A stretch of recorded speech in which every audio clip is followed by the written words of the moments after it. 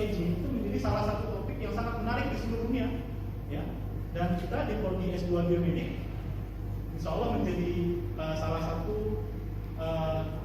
dari hanya sedikit jurusan S2 Biomedic yang menekuni dia aging, apalagi khususnya stem cell. Nah ini kita lihat Jepang paling banyak penduduk usia tua, Korea ya. Tapi penduduk usia tua di Jepang dan Korea itu penduduknya dengan kesehatan yang baik. Ya. Kemudian ada blue zones ya. Blue zones ini adalah daerah-daerah yang usia lebih dari 100 tahun, paling banyak di dunia, ada 5 negara ya. Ya, dan mereka berhasil untuk menerapkan yang namanya healthy aging.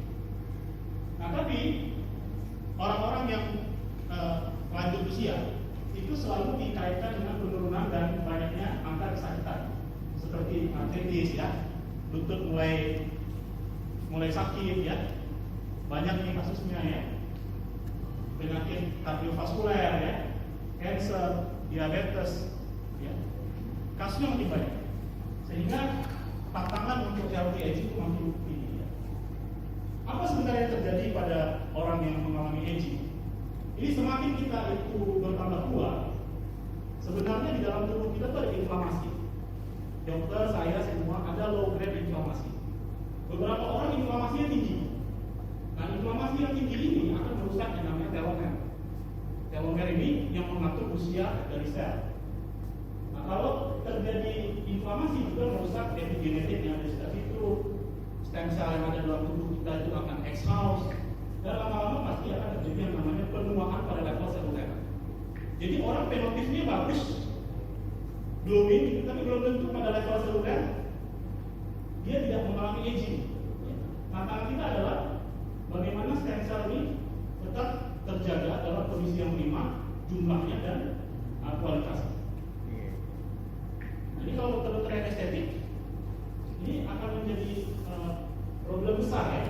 Penuaan pada kulit, kita lihat turunnya kelopak mata, ya, nasolabial makin terlihat. Ya. Yang kita lakukan apa kalau ada kasus seperti ini? Yang kita lakukan kalau bedah plastik ya pasti akan dilakukan rekonstruksi ya. Kerutan kulitnya dibuang, ditarik, ya nasolabial dihilangkan. Tetapi pada level seluler, apalagi pada level jaringan, jumlah kolagen tetap akan turun. Stem cell juga jumlahnya tidak akan kembali lagi ya. Nah tantangan kita bagaimana mencegah terjadinya penuaan pada kulit, bagaimana reverse mengembalikan dia ke fungsi normalnya ya atau bagaimana mempertahankan dia tetap sehat. Nah ini makin tua seseorang penyakitnya dari kepala sampai kaki ya. Kalau kita lihat guru kita Prof. Titik masih sehat, umur berapa sekarang? 63, luar biasa loh Prof. itu masih aktif, berangkatnya paling ganti ya kan, nggak ada lemes gitu, nggak ada ya ya, sekarang banyak umur 30, 40 udah lemes ya, udah sakit-sakit lutut ya, mitokondrianya fungsinya udah ya lemes lah, bangun itu udah capek gitu rasanya. Tapi kita lihat guru kita Prof. Agung ya, awet muda ya, luar biasa ini, stem cell terus ya. Ini luar biasa ya. Nah ini role model kita nih yang ada di sini. Jadi inilah yang kita PR besar. Kalau negara tidak turun tangan mengatasi aging, nanti kita akan mengalami ledakan populasi aging yang tidak sehat. Gitu ya. Nah apa sebenarnya tadi saya kembali lagi. Sebenarnya ada yang namanya inflammaging. Apa yang terjadi pada inflamasi? Ya awalnya kalau inflamasi itu penting bagi tubuh kita ya untuk sistem kekebalan. Tapi kalau lama-lama terjadi inflamasi karena makanan yang salah, karena lack of sleep ya, kurang tidur ya. Kita dokter praktek kadang-kadang kurang tidur nih banyak teman-teman. Proses inflamasi, proses kerusakan pada level seluler dan jaringan itu terjadi lebih cepat. Ya, terjadi lebih cepat. Nah ini, kalau terjadi kebakaran seperti itu, jadi inflamasi, apa yang dikerjakan? Selama ini kita kasih obat anti-inflamasi. Sekarang mulai laras di antioksidan ya, macam-macam antioksidan diminum. Tujuannya meredakan kebakaran. Tapi PR-nya lagi, kalau kebakarannya sudah reda, apakah bangunan ini bisa dibangun lagi? Nah Nggak bisa kan? Kalau orang osteoartritis disuntik kortikosteroid, dokter sering suntik. Dokter anestesi biasanya sering suntik steroid atau dokter penyakit dalam. Ya, apakah steroid pasien mendatangi kita nyeri lutut suntik, pulang langsung jalan ya? Tapi 1 bulan lagi dia datang lagi dengan keluhan yang sama. Nah, cilakanya itu terjadi degenerasi pada level jaringan tulang rawannya. Pada suatu ketika osteoartritis naik grade sudah nggak bisa lagi diapa. Ya. Nah, ini kita dibekali oleh Tuhan Allah Subhanahu Wa Taala itu dengan jumlah stem cell yang berlimpah pada waktu kita lahir. Kenapa? Karena kita membutuhkan pertumbuhan ya. Kita lihat di sini bahwa pada waktu kita lahir jumlah sangat banyak. Begitu usia 12 tahun, 1 sampai 12 itu jumlah sudah berkurang seperempat, tinggal seperempatnya. Begitu kita sudah selesai masa pertumbuhan, maka jumlah stem cell sudah benar-benar menurun dan jumlahnya akan sedikit sekali. Sehingga kalau bayi terjadi luka cepat sembuh. Kalau orang tua lebih lambat untuk sembuh, tergantung dari jumlah stem cell-nya. Pertanyaannya, bagaimana cara kita memperbanyak lagi jumlah stem cell ini? Perlu nggak kita memberikan stem cell dari luar? Atau bisa nggak progenitor stem cell yang ada dalam tubuh kita itu yang ada terus dimultiplikasi jadi lebih banyak lagi? Itu PR-nya. Nah, kemudian muncullah yang namanya stem cell. Bapak Ibu, stem cell ini posisi kita mungkin nanti dikoreksi Prof. Abu. Posisi kita dengan luar negeri itu ya hampir-hampir sama sebenarnya. Kalau kita lihat di luar negeri, mereka presentasi itu hewan coba kok. Sampai ahli stem cell aja presentasi masih level hewan coba atau in vitro. Lah kita udah pada manusia. Kenapa? Karena untuk sampai pada level drugs atau obat itu butuh penelitian puluhan tahun. Nah, kalau kita urut seperti mereka, ya kita nggak akan sampai-sampai. Nah, persaingan kita di dunia stem cell dengan luar negeri itu persaingan yang sepadan. Ya. Berbeda kalau kita ngomong tentang obat misalnya yang terbaru, obat anti kolesterol misalnya, simvastatin dan lain pakai sekarang, atau vastatin, terus apa lagi sekarang ya? Ibu saya sudah rosuvastatin ya apa ya? Saya pernah lupa namanya. Dan saya ngobrol sama farmasi, itu molekul itu dari simpan. Molekul untuk anti hiperlipidemia itu dari simpan. Begitu ini udah cuma marketnya, matikan, munculkan molekul baru. Nah, kita nggak mungkin bersaing dengan perusahaan big pharma dalam hal molekul ini. Nah, kita bisa bersaing dengan yang namanya stem cell. Nah, kita lihat di stem cell baru 97 pertamanya, walaupun sebelum-sebelumnya juga udah ada. Bahwa pada 97 ini muncul bahwa kita bisa membuat jaringan manusia, jaringan baru, ya, membuat jaringan baru dengan rekayasa jaringan. Jadi tumbuhkan stem cell dibuat jaringan. Otot hilang, tendon hilang, dibuat tendon baru. Kemudian pada tahun 98 ini mulai bisa diisolasi embryonic stem cell. Jadi stem cell dari embrio diambil kemudian dikembangkan. Tahun 2012 ini orang ada model namanya Shinya Yamanaka. Shinya Yamanaka ini sebenarnya seorang orthopedic surgeon awalnya, tapi tidak berbakat. Terus banting setir jadi kardiolog, nggak berbakat juga. Akhirnya banting setir lagi jadi researcher. Ternyata jadi ada Nobel. Luar biasa jalan hidupnya, kita nggak bisa tahu ya.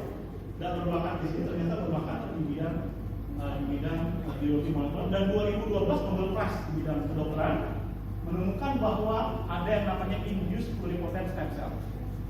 Jadi kalau dulu orang cuma bisa mengetahui bahwa yang paling poten itu kan embrio.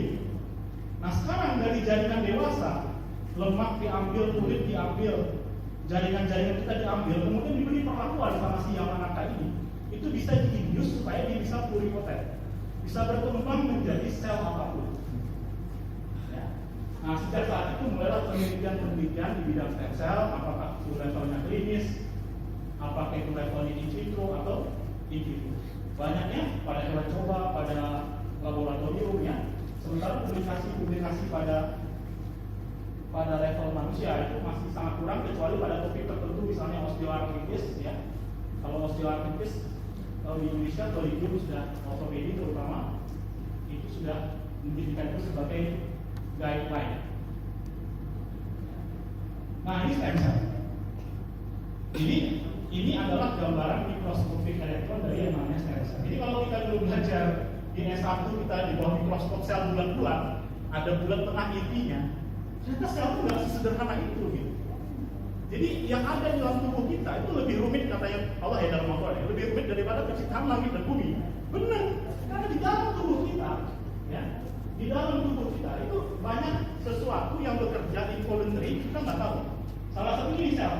Di sel kalau dilihat pada mikroskop elektron bentuknya ini banyak antena-antena yang spesifik terhadap molekul tertentu, ya. Dan dia di dalam ini juga terjadi proses yang sangat rumit di dalamnya. Itu luar biasa. Nah, ini yang kita lihat stem cell secara mikroskopik elektron. Nah, ini kita lihat ya. Jadi sekarang stem cell kalau kita lihat di toko online, ketik aja stem cell, keluar stem cell, Vivo stem cell dari tanaman. Anda coba lihat. Saya kasih contoh ini bukan dari Indonesia, takutnya saya digugat ya. Jadi saya ambil dari luar negeri.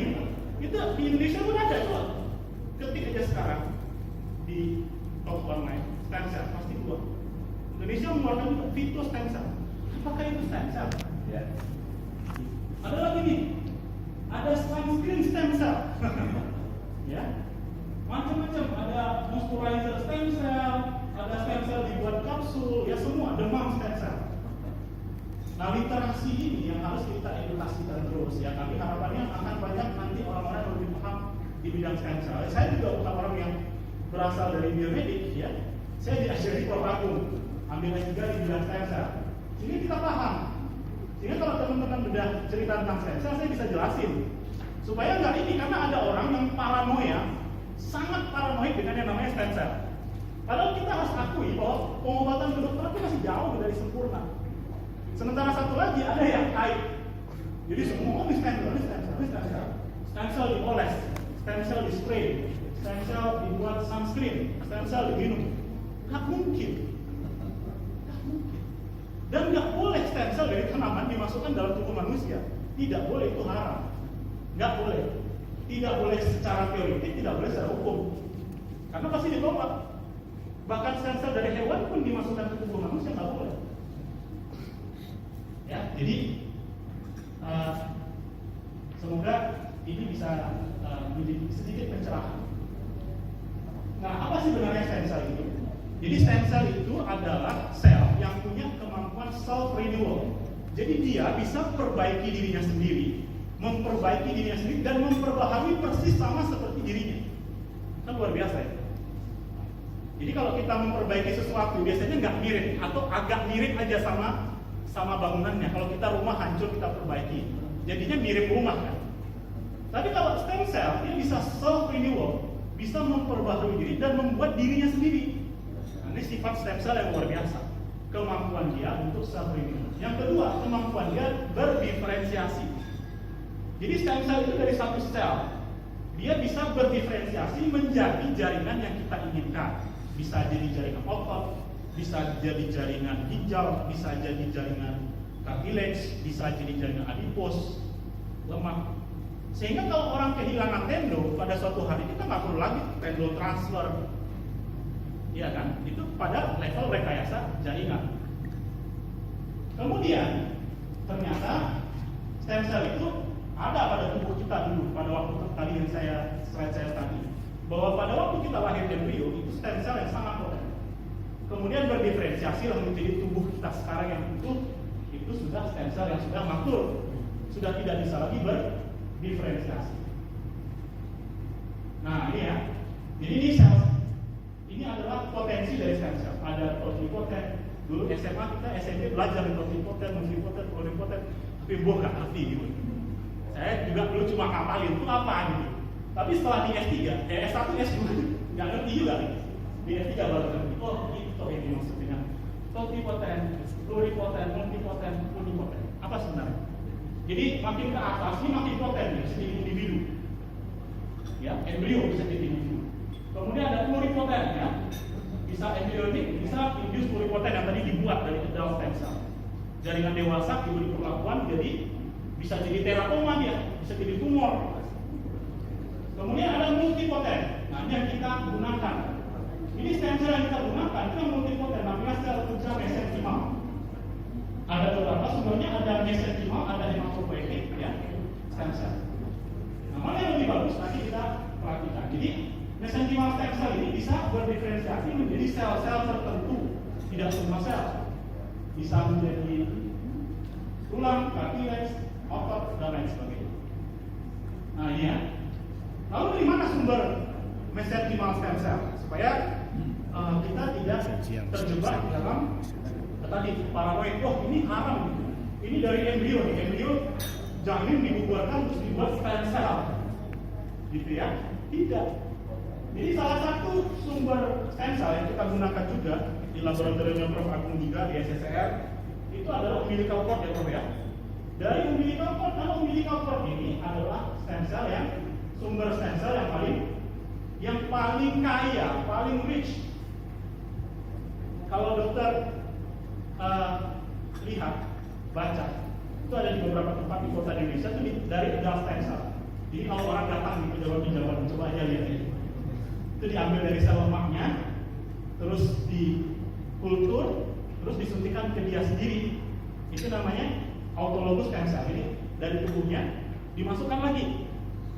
Dari mana sumbernya? Diambil dari lemak. Cuma masalahnya lemak ini udah ada stem cell, sudah tidak sepoten umbilical cord. Dan lemak stem cell yang ada pada lemak kita itu sudah terpapar banyak. Sudah terpapar steroid, sudah terpapar demam, sudah terpapar. Ya kalau kita ada kan mesti sudah berkurang level stagnasi. Jadi umbilical cord ini dianggap sebagai dan betul-betul adalah sumber stem cell yang paling poten. Dan jangan dibayangkan bahwa kalau setiap kali kita buat stem cell berarti kita ambil terus bayi, kita ambil lagi plasenta. Gak seperti itu ya Bro ya. Kan sering ditanya, berarti setiap kali saya butuh berarti ambil dari bayi lagi. Tapi tidak. Awalnya diambil dari umbilical cord. Dan umbilical cord kan sesuatu yang dibuat, tidak merusak bayi itu kan. Jadi luar biasa.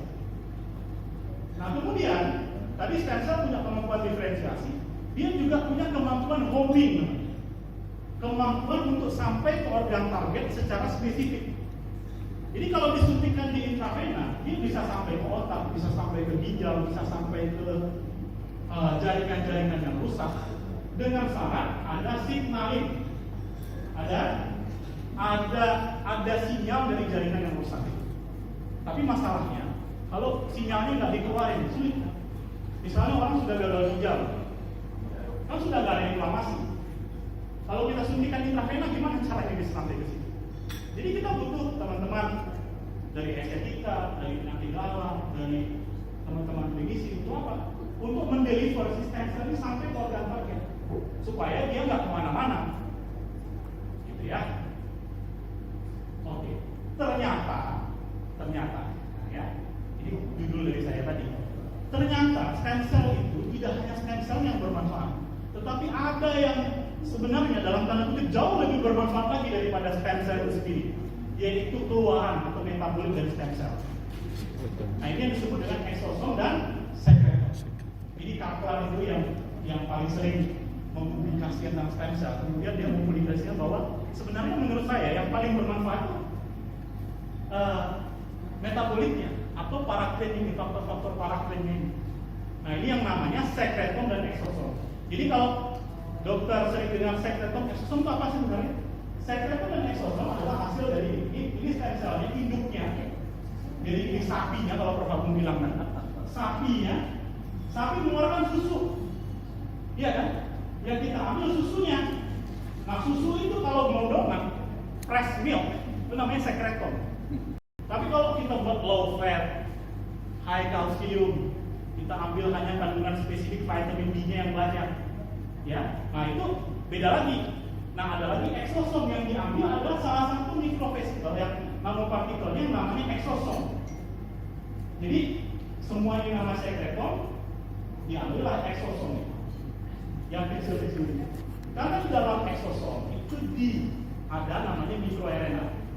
Dan itu dianggap sebagai yang paling poten dari sekretom ini. Gitu. Ya. Terus saya pilih yang mana nih? Stem cell, sekretom, eksosom. Jawabannya mana? Banyak tuh sekarang loh. Ada dari Korea juga. Sekarang tuh saya kalau ketemu orang-orang tuh stem cell, karena saya habis stem cell di klinik ini disuntik dari Korea. Harganya berapa? Dibawa kemana-mana? Iya, dibawa kemana-mana. Nggak mungkin. Ini bukan molekul, ini protein, ini mikroRNA, di dalamnya ada mikroRNA, material genetik, dan itu kan rapuh, nggak mungkin bisa dibawa-bawa dikantongin, ya kan? Itu salah satu tadi bukti kalau ada fake stem cell, ya mungkin itu salah satunya. Apalagi stem cell nggak mungkin lagi, dia harus dibuat dalam fresh cell, sel yang hidup dan langsung disuntikkan, diinjeksikan. Nah kalau sekretom dan eksosom bisa disimpan, ya bro ya.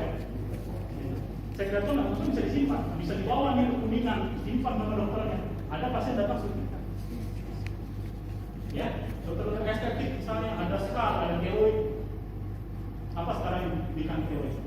Ya kan? Nah, ada pengobatannya. Ya.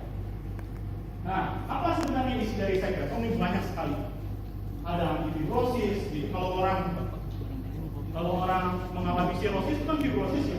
Gagal ginjal terjadi fibrosis, septic kidney, jadi benar-benar sudah mengecil, mengkeras. Gimana caranya menumbuhkan lagi? Sama.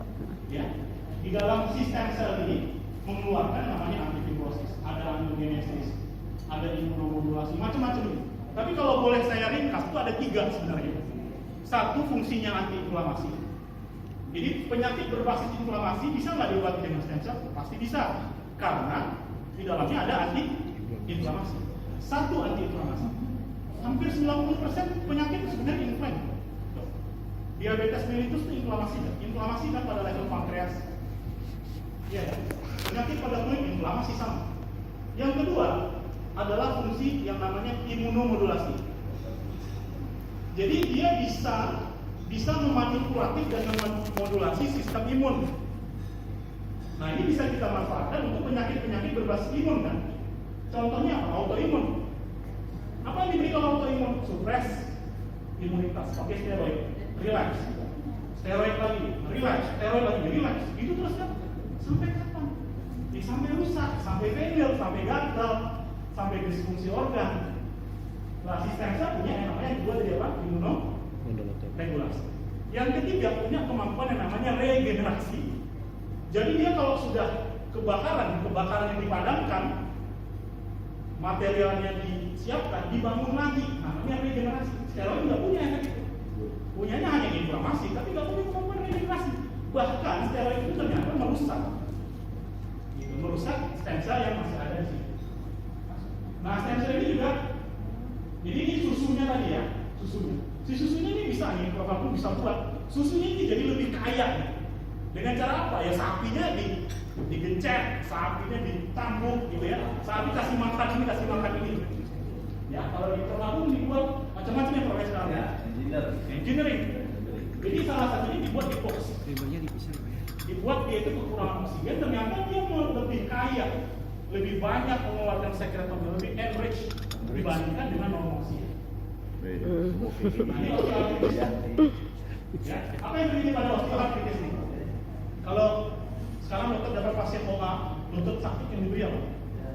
NSAID ya, steroid, fisioterapi, grade 1, grade 2, grade 3, paling suntik hyaluronic acid ya, cairan sendi, suntik apa lagi? Steroid lagi kan? Grade 4, ganti sendi. Iya kan, ganti sendi kan? Kenapa? Karena yang dilakukan oleh steroid hanya menekan inflamasi, sementara regenerasi dari kondrosit tidak dikerjakan. Ya, sementara stem cell dan turunannya bisa mengerjakan. Ya, jadi kita suntikan intraartikuler, ya, sekretom atau stem cell, akibatnya apa? Terjadi regenerasi, inflamasi diredakan. Ini pasien saya ini osteoartritis grade 4. Ya. Ini kalau kita lihat tulang bergeser, celah sendi sudah menyempit, ya. Operasi apakah nggak mau ya? Ini sudah disuntik sekretom 4 kali, ibunya bisa sholat, bisa sholat duduk. Kalau grade 4 seperti ini kalau datang ke teman-teman saya, ya saya juga berbeda ya, bukan anti Klinis, saya dokter bedah klinis, masih praktek. Ya, ganti sendi kan? Gitu. Nah ini enggak, habis suntik bisa jalan-jalan. Gitu. Nah ini diabetes mellitus. Kalau orang diabetes mellitus, kita kasih apa? Awalnya obat hipoglycemic oral kan? Kita kasih apa dulu? Kita kasih metformin dulu. Tujuannya apa? Memperbaiki resistensi insulin di perifer. Metforminnya udah nggak bisa lagi, kita kasih obat untuk merangsang pankreas mengeluarkan insulin. Pada suatu hari exhaust pankreasnya, suntik insulin. Insulin dosisnya rendah, lama-lama nggak respon lagi, suntik insulin dosis tinggi. Sampai kapan? Ya sampai rusak organ-organ yang lain kan gitu. Nah, sekarang sel punya kemampuan itu. Kenapa tadi? Karena dasarnya ada inflamasi pada pankreas. Inflamasinya diledakkan, resistensi insulin perifernya diledakkan, regenerasi pankreas yang baru. Tantangannya adalah kalau stem cell hidup ya. Berarti kan dia harus homing di situ nih. Gimana cara dia homing? Ya kan? Nah kalau sekretom harus main lagi cara kerjanya. Nah itu kita harus bisa jelaskan. Nah supaya bisa menjelaskan itu ya mungkin ambil S2 ya dok ya, Prof ya. S2 biomedik dan S3 biomedik di Lalu kami akan senang hati. Kita akan begini. Ya ini ya. Nah ini pasien saya nih. Ini group, kemudian mukanya ya stroke dengan DM. Sekarang sudah tanpa obat DM sama sekali, tidak pakai insulin. Gula darah postprandial diperiksa terus-menerus setiap hari kan istrinya rajin, selalu di bawah 150, 180. Ya, apalagi gula darah sewaktu sudah tidak pernah lagi melebihi 180. HbA1c udah 5. Ya, stroke-nya sih udah lama, 8 tahun, tetapi beliau sangat senang. Kenapa? Karena di usia 70 tahun, beliau masih megang perusahaan 3. Perusahaan listrik di seluruh Indonesia, tower gitu yang pegang masih bisa. Artinya beliau aging menua dengan sehat, tanpa handicap, produktif, terbantu keluarga, terbantu dirinya, terbantu negara. Nah, saya sendiri disuntik untuk membuktikan bahwa itu aman kan? Benar nggak? Lah kalau Prof Agung juga disuntik.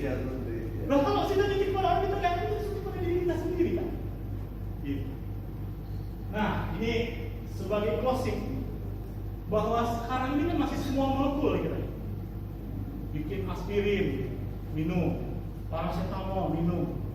Apa? Dia cuma bergerak pada level small molekul, tidak pada healing, tapi meredakan simptom. Kemudian dikembangkan lagi large molekul, dikembangkan lagi vaksin, imunisasi. Nah kita ada di sebelah sini nanti, stem cell, regenerasi. Ya, jadi tidak usah ragu. Kalau ragu ambil S2 dan S3. Nah ini mahasiswa kita, kayaknya semuanya bahagia ya, karena masuk 10, keluarnya insya Allah juga 10, masuk 20, keluarnya juga 1. Jadi insya Allah di S2 biomedik dan S3 biomedik yang mau buka ini bahagia, keluarnya bahagia. Jangan sampai kita masuk keluarnya sakit, ya. Kembali itu sama pikiran, ya. Nggak ada yang galak. Terima kasih. Assalamualaikum warahmatullahi wabarakatuh. Nah sedangkan kalau senyawa yang apapun bentuknya, entah ekstrak, entah apapun, tidak sebagai molekul sekunder, tapi dia mempengaruhi saya agar saya mengeluarkan molekul. Dengan demikian prosesnya panjang. Maka kalau kemudian kita minum ekstraksi segala macam, akan lama prosesnya. Mungkin berefek tapi lama. Tapi kalau molekul terjadi, rumusnya lock and key, reseptor dan ligan. Ketika saya berikan interleukin 10, maka reseptor interleukin 10 harus binding. Kalau sudah binding, maka proses transkripsinya harus berhenti. Inflamasi dalam bentuk apapun harus berhenti.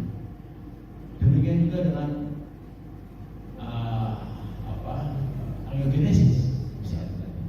Kalau tertangkap dengan VEGF, maka akan terbangun proses angiogenesis. Nah, kita butuh molekul-molekul tajam yang sudah banyak berkembangkan antibodi monoklonal Misalnya obat anti cancer ya, kalau untuk anti reseptor pertumbuhan lung cancer diblok. Mengapa dia bisa ngeblok? Karena bindingnya tepat. Demikian juga dengan sekretor. Sekretor itu isinya molekul-molekul komunikasi yang bersifat soluble tadi. Dr. Eko sampaikan sebagai sekretor. Bahkan ada juga molekulnya yang berupa materi genetik yang dilapisi dalam suatu vesikel yang disebut exosome, yang bergerakkan tidak hanya binding di level reseptor, namun berusukan masuk sampai level DNA sebagai saklar, enhancing atau silencing yang dikenal sebagai exosome. Maka kalau kita bermain sekretor, sesungguhnya kita bermain dengan teknologi, kita bermain dengan molekul-molekul tangible. Jelas, kalau kita minum ekstrak ABCD bisa cepat panjangnya nih. Wah, nanti bisa kesini, panjang. Tapi kalau molekul yang kita tajam bisa dari 10 suntikin, ya langsung berhenti farmasi. Dan nggak perlu lama-lama.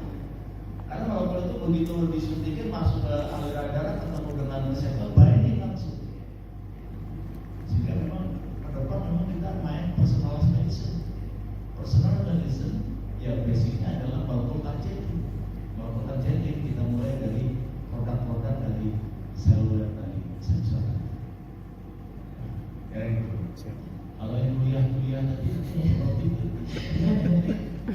Memang ada beda sedikit ya Prof. Prof. Bisa sampaikan.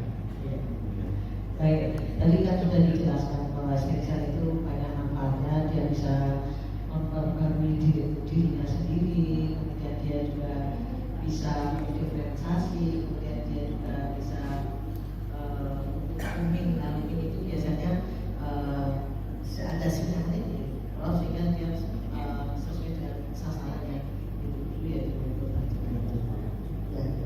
untuk kuliahnya di S3 itu kalau peraturan yang baru itu memang wajib hadir di kampus, tapi nanti kita insya Allah kita akan hybrid tetap 75% ya, seperti kita di S2.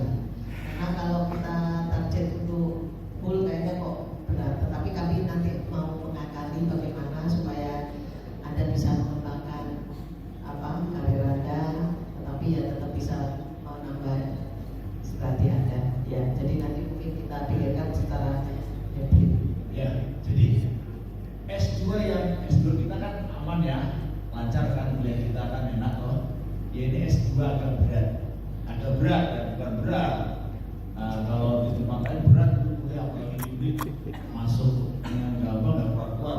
Nah, kita coba nanti ada sedikit kombinasi. Memang kita nggak bisa seperti S2 murni karena aturan negara. Itu pun kita sedang mencari jalan supaya tetap tidak terlalu terganggu. Dan satu lagi karena ada luaran mobility, ada profil kita kuat, jadi memang yang S3-nya agak serius. Tidak terlalu serius tapi agak serius. Agak semua ya.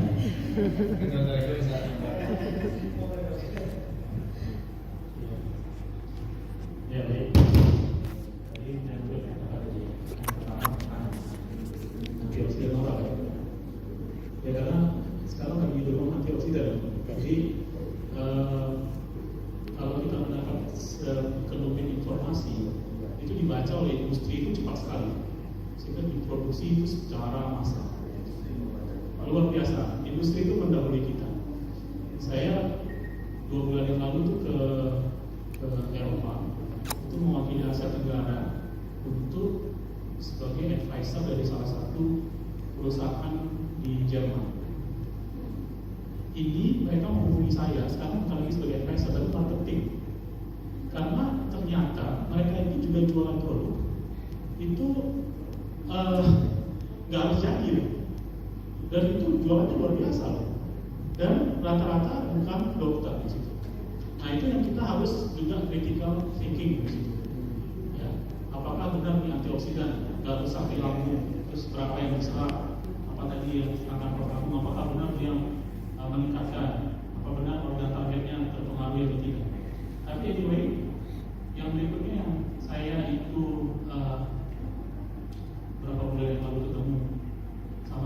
jenderal itu. Beliau itu suntik stem cell di dokter hewan. Terus beliau ketemu saya bilang gini, saya mau suntik stem cell di dokter hewan. Terus saya tanya, kenapa jenderal dulu suntik stem cell di dokter hewan? Ya karena dokter manusia ini nggak pernah ngurusin stem cell, sehingga yang bikin dokter hewan.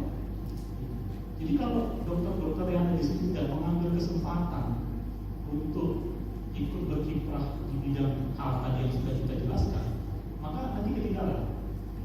Saya beberapa hari lalu ketemu sama sejawat Dr. Edi ya, kan saya cerita saya nyuntik intraartikuler. Saya bilang ya sudah operasinya suntik aja.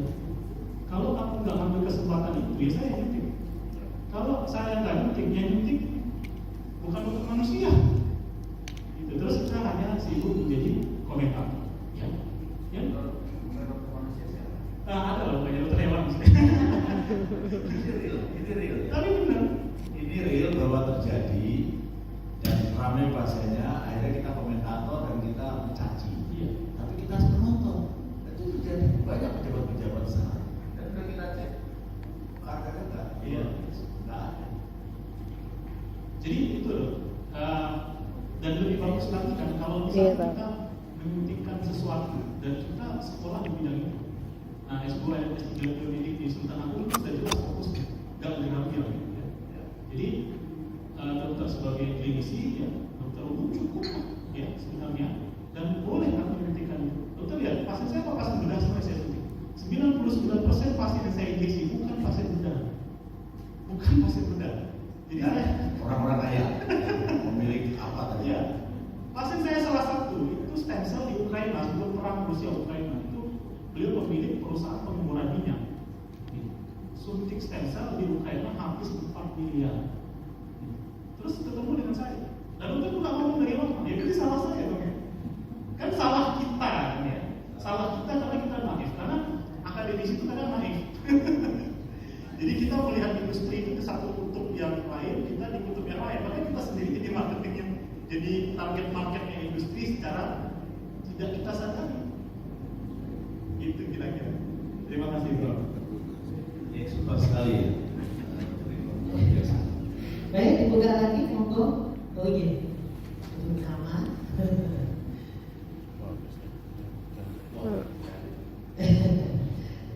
Bismillahirrahmanirrahim. Assalamualaikum warahmatullahi wabarakatuh. Waalaikumsalam. Selamat pagi yang terhormat Prof. Agung Putra, Prof. Titi dan Dr. Eko. Mohon izin saya menyampaikan beberapa pertanyaan dari mungkin 2 atau 3 aspek. Namun sebelumnya ini saya mau sedikit nostalgia. Saya bertemu dengan Dr. Agung ini terakhir 22 tahun yang lalu atau lebih.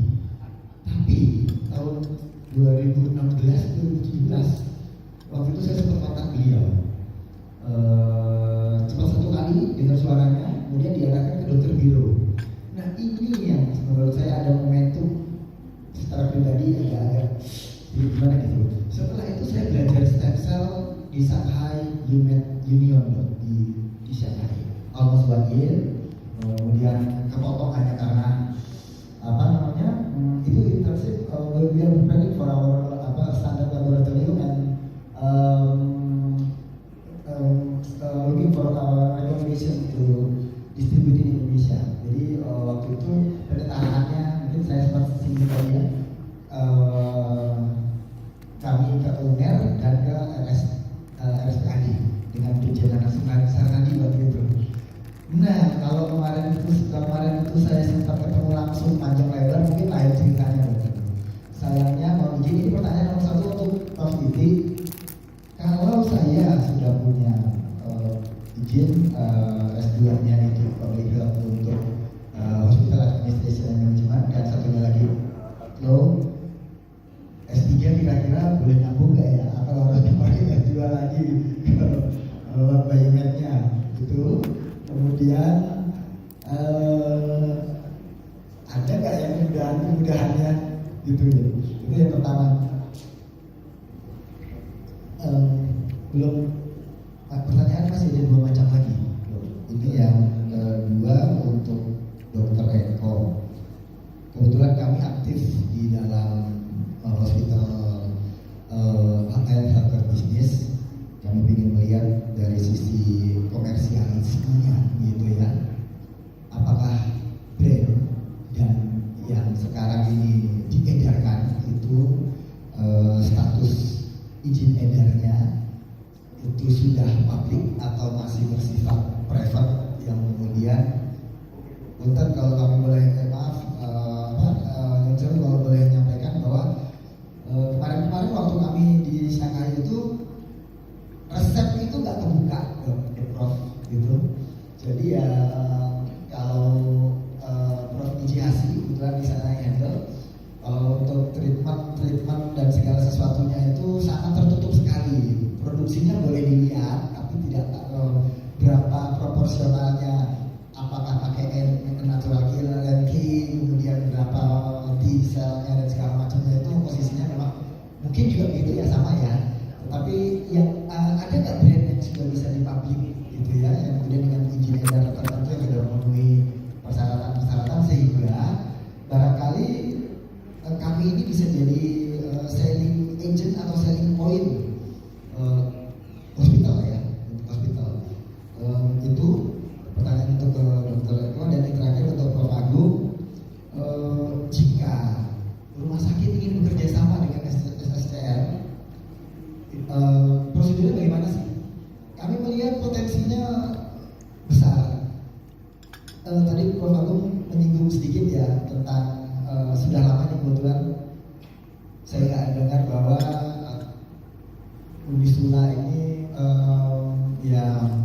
Ukhuwah Islamiyah dan siarnya sudah cukup lama gitu, karena saya cukup lama di grup Malang gitu, yang tadi disebutkan. Prosedurnya gimana sih dok? Gitu. Atau sebelum itu ditempuh, boleh nggak kami secara non formal visitasi dulu untuk melihat showing dan segala macam sehingga opportunity-nya ini bisa kita deliver ke grup hospital tertentu gitu. Walaupun sejujurnya tadi sudah saya showing juga ke Prof Agung, for the next 2 months itu grupnya KRB 3 ada yang sudah punya izin. Dan kemarin kami sempat mengacu juga ke UNER yang 5 dalam SK Kementerian itu ada 5 pusat pendidikan yang boleh kita untuk mengacu ya.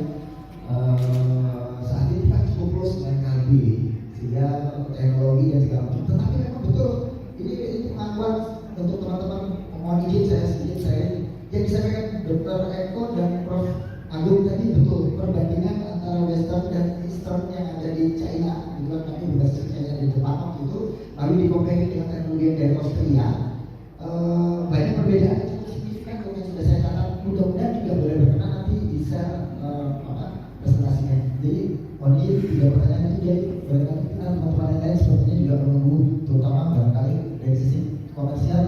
Kalau kita mau mitra distribut atau jual produk itu berapa sih pricing sellingnya gitu? Terima kasih. Assalamualaikum. Terima kasih. Ada semua pembicara ada pertanyaan ya. Saya dulu ya. S2-nya dan MKes ya. MKes kemudian S2-nya juga magister hukum. Bisa, cuma harus tetap matrikulasi karena kalau bioetik itu kan molekuler, sedangkan kalau MKes kan lebih ke humanitarian, jadi kami tetap ikut matrikulasi. Itu untuk level yang biomed-nya atau untuk doktoral? Untuk yang doktoral. Oke, terima kasih. Nanti barangkali boleh kalau belum ambil biomed ya malah bagus. Iya. Jadi nanti kalau jadi profesor gimana? Itu ya. Saya tergantung bagaimana Prof Agung aja.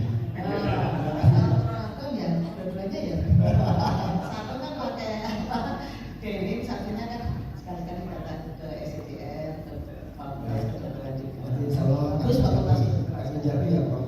Izin nanti ke. Oh iya. Terima kasih. Iya, monggo Pak Dokter Eko dulu nomor 2 ya.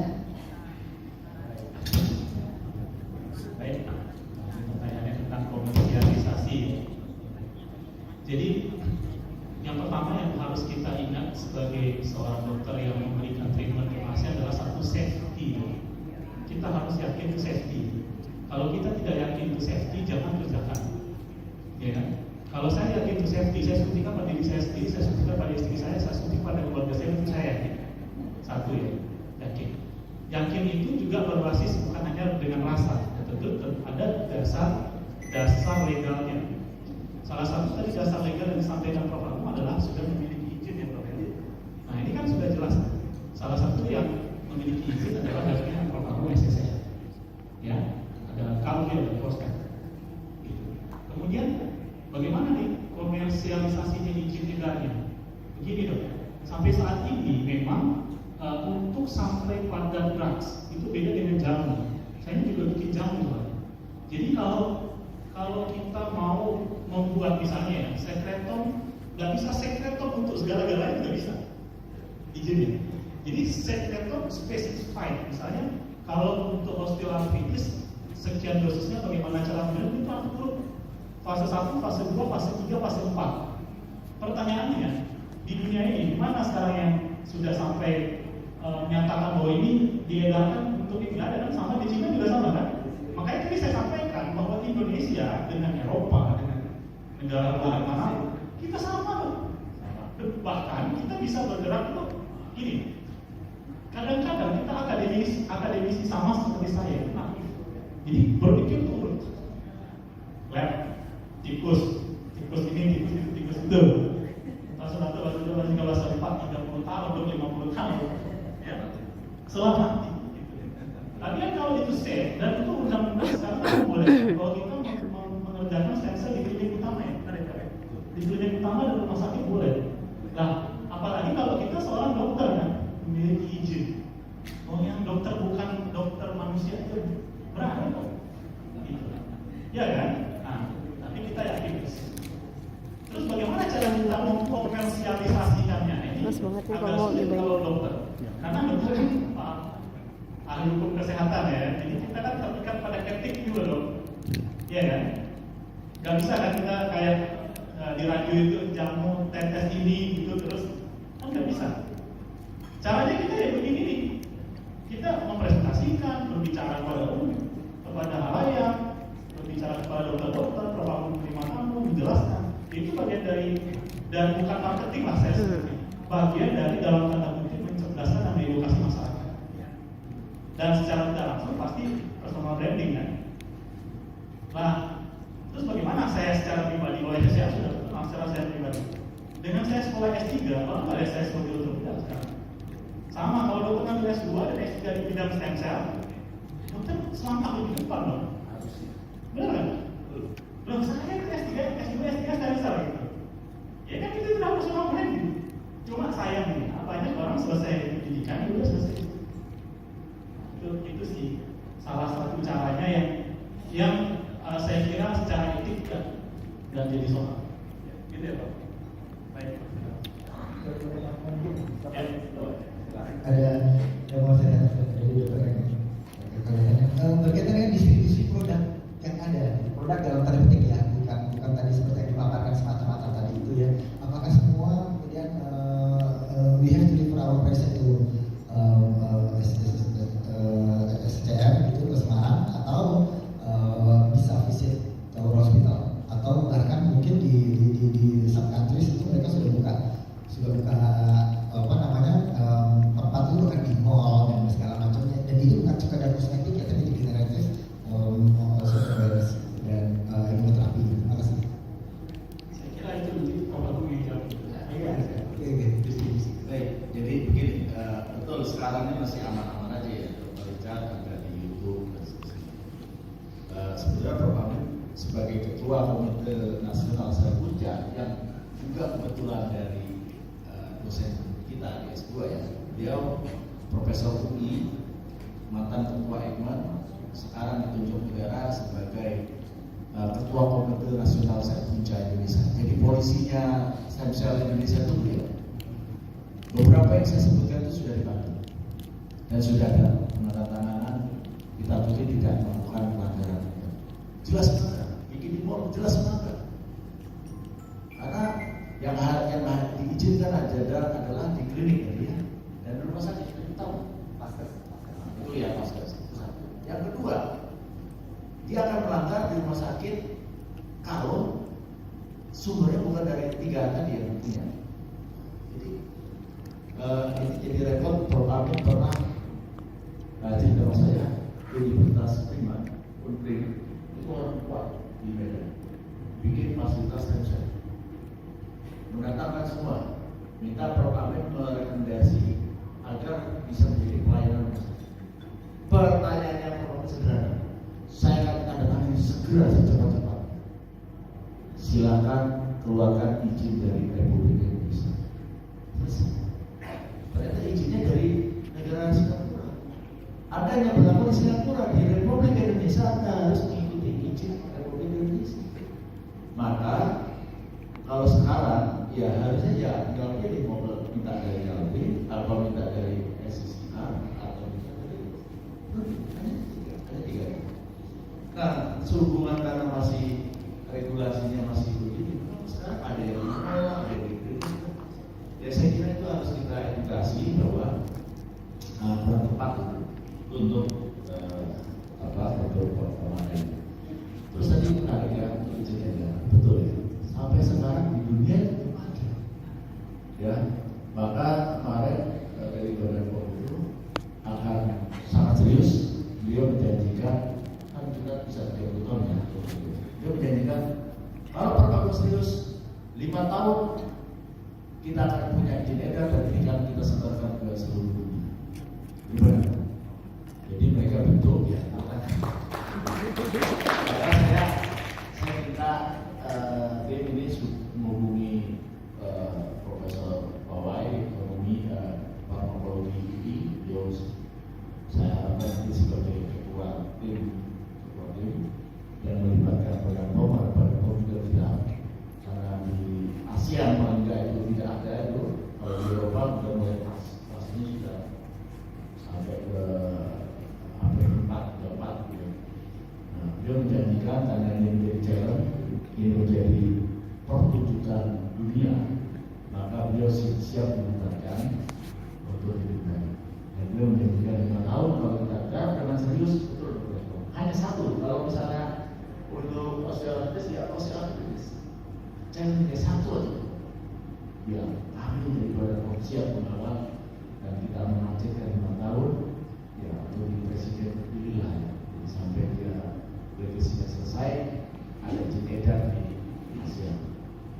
Nah, jadi saya kira ada besar memang ya, memang prosesnya panjang tadi, sehingga memang Dr. Eko melakukan apa yang disebut di undang-undang dilindungi, apa yang kita sebut research berbasis pelayanan. Di undang-undang diizinkan. Jadi kita melakukan penyuntikan segala macam karena memang izin edar dunia tidak ada. Kita tidak bisa tunggu. Maka ini adalah silakan Anda mau suntik segala macam dan ini dilindungi asal tidak super tadi, namanya research berbasis pelayanan dan bisa berbayar, dianggap sebagai materi berganti materi ya, berganti materi riset atau apa itu digantikan. Artinya begini ya, saya mau menegaskan bahwa kalau kita spektor stem cell di manapun sebenarnya nggak ada jeda semua ya, jadi itu di dunia sedang berjalan. Ini kesempatan bagi kita untuk membentuk legacy. Saya berharap jangan-jangan nanti muncul protokol itu dari Sabang di Sabang, begitu di tracking ini alumni dari S3 ekonomi Sula, apa di ujung dunia. Oh ternyata protokol untuk menciptakan ini karena dunia belum ada, ternyata berasal dari Indonesia, ternyata berasal dari S3. Amalnya sampai seberapa dunia banget. Ya, amin ya. Nah, karena itu di challenge masih besar, saya kira menyediakan diri mengambil S2, S3 di bidang ini, saya kira bagian dari strategi jihad dakwah ya untuk membangun peradaban. Saya kira. Baik, karena waktu udah jam 12, perlu juga kami informasikan baru kita kemarin bahwa Unisula adalah merupakan PTS atau PTN nomor 2 se-Jawa Tengah. Kita beri prestasi Unisula selalu meningkat. Next. Ya, lulusan kita diharapkan yaitu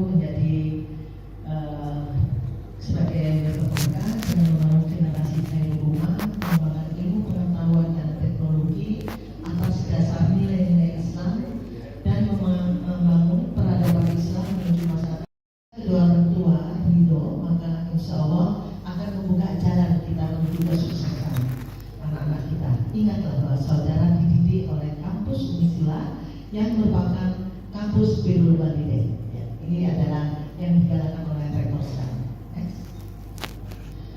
Alhamdulillah universitas kita sudah unggul, begitupun FK Unisila juga terindikasi dia juga berperan untuk anti inflamasi.